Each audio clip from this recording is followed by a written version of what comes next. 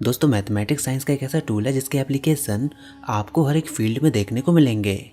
न केवल मैथमेटिक्स हमको अलग अलग कैलकुलेशन मॉडल देती है, बल्कि इन कैलकुलेशन मॉडल के बेसिस पर जो हमको रिजल्ट मिलते हैं वो अपने आप में काफ़ी रिमार्केबल होते हैं, जिसके ऊपर आज हमारी टेक्नोलॉजी वर्क करती है। न केवल हमारी आज की टेक्नोलॉजी बल्कि हमारे पूर्वजों के द्वारा डेवलप की हुई एंशिएंट टेक्नोलॉजी भी इन्हीं मैथमेटिकल कंसेप्ट पर काम करती है, जिसके प्रूफ्स आपको इस धरती पर मौजूद तमाम architecture and ancient historical monuments में देखने को मिल जाएंगे। इन स्ट्रक्चर्स को देखकर हमको ये पता चलता है कि that our ancestor were quite advance in terms of mathematics. पर हम सब बचपन से जिस मैथमेटिक्स को पढ़ते हुए आ रहे हैं उसके कुछ प्रिंसिपल्स हैं। हम मैथमेटिक्स के डिटर्मिनिस्टिक नेचर की स्टडी करते हुए आ रहे हैं। बचपन से जो हमने मैथमेटिक्स पढ़ी है और जिसको हम पढ़ रहे हैं उसमें हमको या तो आंसर मिलता है या फिर हमारे आंसर से जुड़े हुए क्लोज अप्रॉक्सीमेशंस मिलते हैं। मीन्स हम मैथमेटिक्स में सर्टेन इक्वेशन को सॉल्व करते हैं और उन इक्वेशन से मिलने वाली वैल्यूज़ को हम अपने आंसर की तरह ट्रीट करते हैं। जैसे कि जब हम साइमल्टेनियस इक्वेशन को सॉल्व करते हैं देन हमको कुछ वैल्यूज़ मिलती हैं जिसको हम कहते हैं कि ये हमारा आंसर है। पर अगर ध्यान से देखा जाए तो हम अपने आंसर की पर्टिकुलर वैल्यू को सॉल्व करना ही चाहते हैं, पर हमारे सामने प्रॉब्लम तब आती है जब हमको इन इक्वेशंस का आंसर नहीं मिलता। देन हम ऐसे केस में काफ़ी ज़्यादा परेशान हो जाते हैं, इसलिए नहीं कि हम आंसर फाइंड नहीं कर पा रहे हैं, बल्कि इसलिए क्योंकि उन सर्टेन इक्वेशंस को सॉल्व करने पर हमको वैल्यूज़ कुछ ऐसे फॉर्म में मिलती हैं जिनके जवाब मैथमेटिक्स में पॉसिबल ही नहीं है। कई बार मैथमेटिक्स में ऐसी वैल्यूज़ को हम एनकाउंटर करते हैं जिनके जवाब खुद मैथमेटिक्स भी नहीं दे सकती। इन वैल्यूज़ को हमने मैथमेटिक्स में एक अलग नेम दिया है। इन वैल्यूज़ को हम कहते हैं इनडिटर्मिनेट फॉर्म, जैसे कि 0/0, infinity upon infinity, infinity minus infinity, 0 into infinity, 0 power 0, 1 power infinity and infinity power 0। दरअसल ये कुछ ऐसे फॉर्म्स हैं जिनकी वैल्यू हम डिटरमाइन नहीं कर सकते। इनकी वैल्यूज़ को डिटरमाइन हम क्यों नहीं कर सकते? अगर आप ध्यान से इनको लॉजिकली देखो तो आप बड़ी आसानी से ये नोटिस कर सकते हो कि इनकी वैल्यूज़ को फाइंड करना पॉसिबल ही नहीं है। खैर, इनडिटर्मिनेट फॉर्म एक एंटायरली डिफरेंट टॉपिक है जिस पर हम किसी डिफरेंट वीडियो में बात करेंगे। पर यहाँ पर ध्यान देने वाली बात ये है कि ये इनडिटर्मिनेट फॉर्म कुछ ऐसी वैल्यूज़ हैं जिनको हम मैथमेटिक्स में अक्सर एनकाउंटर करते हैं और हम हमेशा ही इनमें स्टक हो जाते हैं। इट मीन्स जब जब हमारे सामने मैथमेटिक्स में ऐसी वैल्यूज़ आती हैं देन हम अपनी इक्वेशंस को डायरेक्टली सॉल्व नहीं कर पाते। हमको ऐसे केस में एक इनडायरेक्ट रास्ते को ढूंढना होता है। चलिए इसको हम एग्जाम्पल से समझने की कोशिश करते हैं। आप अपनी स्क्रीन पर देखिए, यहाँ पर लिखा हुआ है x² - 1 अपॉन x - 1। अब इस इक्वेशन को हम सॉल्व करने की कोशिश करते हैं।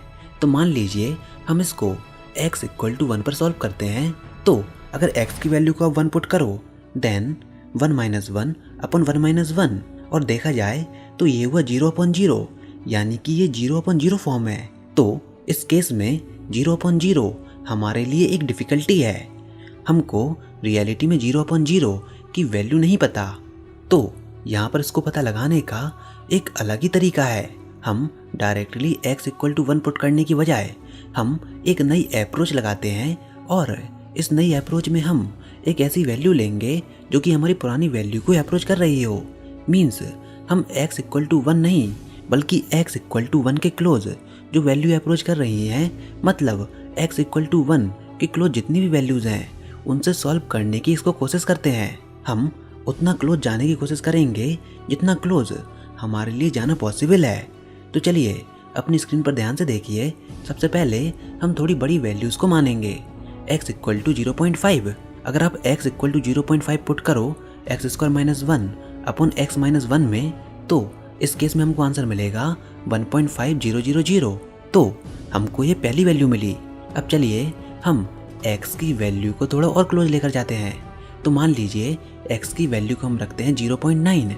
अब इस केस में हमको आंसर मिलेगा 1.90000। चलिए अब हम x को थोड़ा और क्लोज लेकर जाते हैं। मान लीजिए 0.99।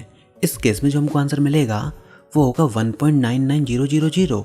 थोड़ा और क्लोज जाते हैं 0.999, देन आंसर होगा 1.99900। इसी तरह आप इस टेबल को देख सकते हो कि हमको वैल्यूज़ क्या मिल रही हैं। तो आप इसमें इजीली देख सकते हो कि जैसे जैसे x की वैल्यू 1 के क्लोज आ रही है वैसे वैसे x² - 1 अपॉन x-1 की वैल्यू 2 के क्लोज जा रही है।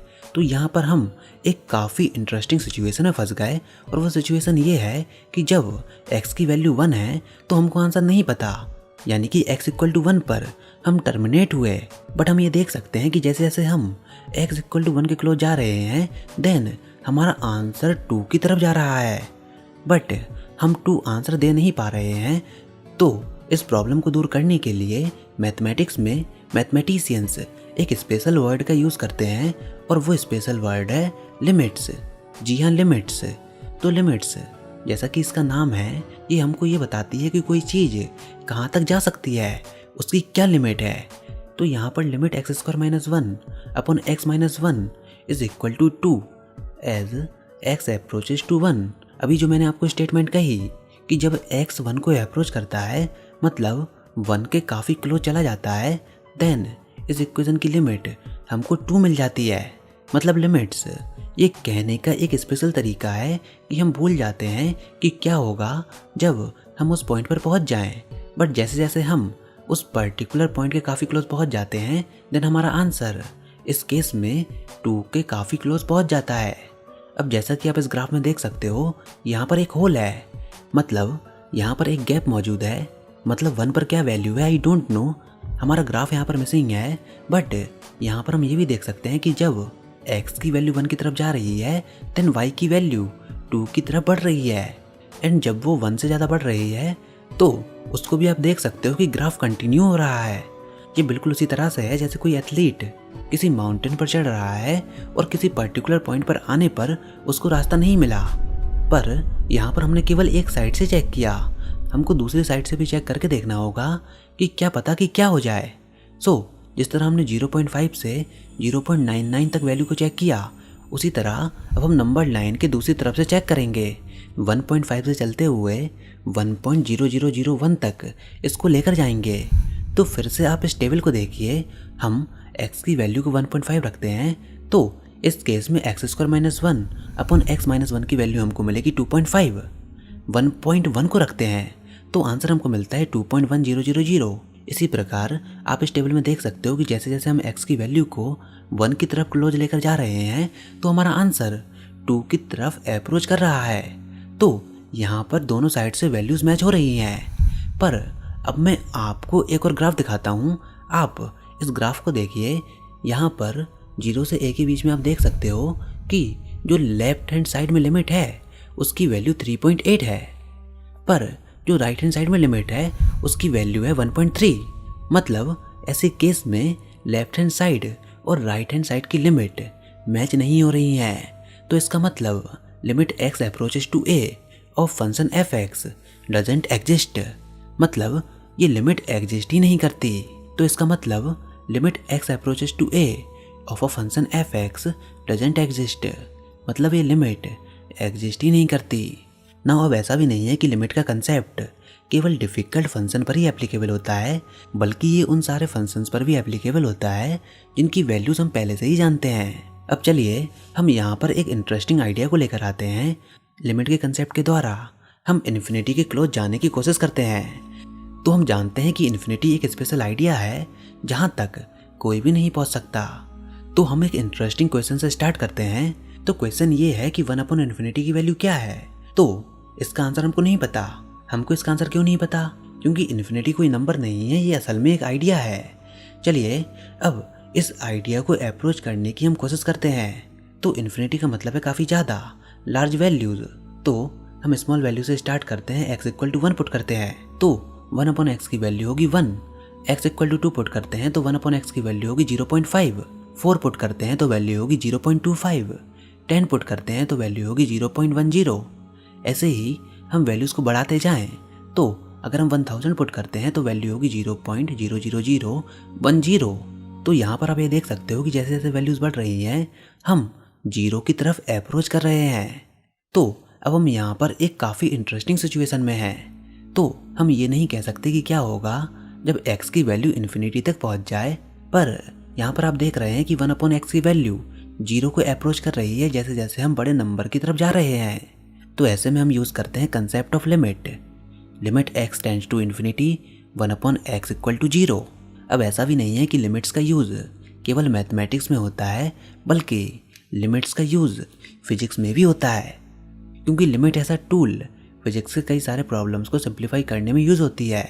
खैर, फिजिक्स में कहाँ कहाँ पर इसका यूज़ होता है, इसका जवाब आप हमको कमेंट सेक्शन में लिखकर ज़रूर बताइएगा। फिलहाल आपको लिमिट के कंसेप्ट का आइडिया ज़रूर लग गया होगा कि आखिर हम इसका यूज़ मैथमेटिक्स में क्यों करते हैं और कहाँ पर करते हैं और कब करते हैं। तो फिलहाल आज की वीडियो में बस इतना ही। आई होप आपको ये वीडियो ज़रूर पसंद आई होगी। अगर ऐसा है तो इस वीडियो को लाइक कीजिए, अपने दोस्तों के साथ शेयर कीजिए, और अगर आपने हमारा चैनल अभी तक सब्सक्राइब नहीं किया तो इसको सब्सक्राइब कर लीजिए ताकि आगे आने वाली कोई वीडियोस और अपडेट्स आपसे मिस ना हो पाएँ।